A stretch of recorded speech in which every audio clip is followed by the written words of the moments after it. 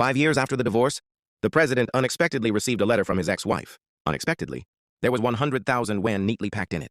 Thinking back to the time when they divorced, his ex-wife had nothing but borrowed 100,000 yuan from him as living expenses and solemnly promised to pay him back. At this time, he couldn't help thinking that maybe he had misunderstood his ex-wife. Just as he hurried out to find his ex-wife, a pair of twin children ran over and hugged him tightly, calling him dad. Seeing these two children who looked very similar to himself when he was a child, the president carefully asked their names. Unexpectedly, they took his ex-wife's blood, so the president immediately hurriedly followed the children back home. When he knocked on the door, he heard a familiar voice from inside. It was Uncle Lee.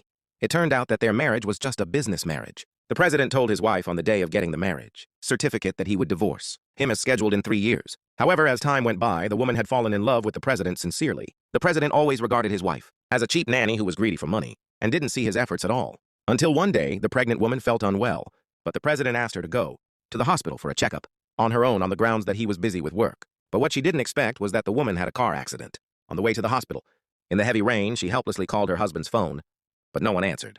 It was not until she saw the entertainment news on the screen on the side of the road that the wife knew that the president was busy going to the airport to meet his white moonlight. And that white moonlight deliberately called to provoke the president. The president was taking a shower and had no time to care about his life or death.